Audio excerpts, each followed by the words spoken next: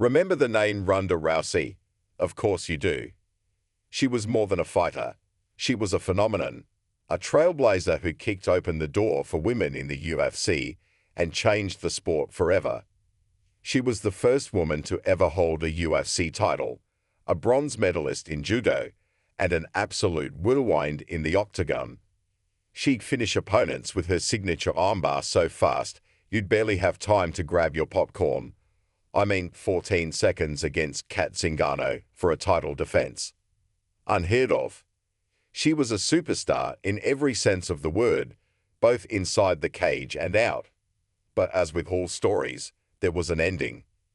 Two heart-wrenching losses that shocked the world, first to Holly Holm, then to Amanda Nunes, and just like that, her incredible run was over.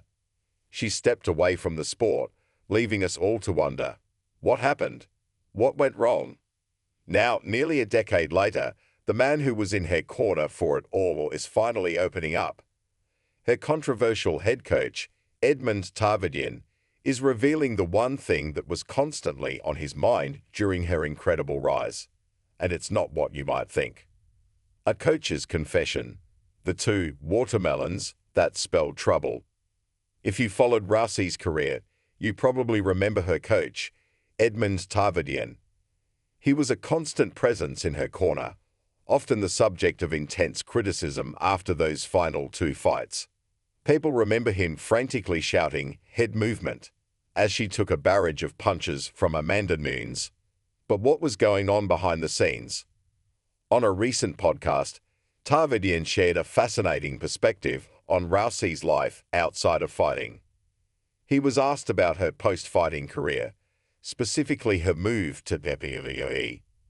He was all for it, even saying he loved that she got to do it with her four horsewoman teammates, Shayna Baszler, Jessamine Duke, and Marina Shafir. It was a new chapter, a different challenge, and a chance to work with her friends. But there was one part of her career that he didn't feel so good about, her acting career. The movies were bugging me more, he admitted on the Jackson podcast. His reason? He used a powerful and incredibly relatable analogy. Because I was telling her, don't carry two watermelons. One of them is gonna fall and break. Think about that for a second. We've all been there, trying to juggle too many things at once. A full-time job, a side hustle, family commitments, personal goals. It's easy to get stretched too thin. Tarverdyan saw it happening in real time. He saw the potential for a spectacular career to be pulled in two different directions, with the weight of both roles being too much for one person to handle. He wasn't against her pursuing her passions. He was worried about the timing. He saw her at the absolute peak of her powers in one of the most demanding sports in the world and believed that to truly dominate, she needed to be all in. The analogy of the watermelons perfectly captures the risk he saw. You can't carry two heavy, unwieldy things at once without the very real possibility of dropping one or both. Hollywood versus the Octagon, the films that divided her focus. While Rousey's acting career was relatively short, it happened at the most crucial time of her fighting career. We're talking about when she was a full-blown celebrity, a champion, and the face of the sport.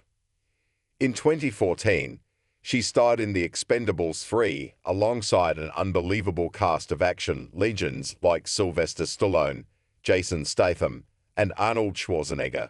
Just a year later, in 2015, she appeared in Furious 7 as Kara.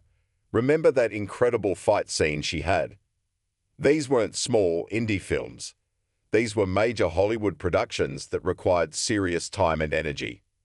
We're talking about long days on set, travel, and a completely different kind of physical and mental toll than training for a UFC fight. It's easy to see Tarverdyan's point. While her peers were focused solely on their next opponent, Rousey was balancing fight camps with film sets. Every great athlete knows that to be the best, you have to be completely obsessed. You have to live and breathe your craft. And according to her coach, the distraction of the film world was the bug that ultimately caused a crack in her armor. It's a story we can all learn from. Whether you're an athlete, an artist, or an entrepreneur, the desire to do it all is powerful. But sometimes, true success comes from focusing on one thing and pouring your heart and soul into it. Ronda Rousey's legacy is undeniable. She changed the game, and her incredible story, with all its highs and lows, serves as a powerful reminder that even the greatest can face unexpected challenges. It's not always about a lack of skill or heart. Sometimes it's simply about trying to carry too many watermelons at once. What do you think? Did the movies play a bigger role in her career's downturn than we originally thought?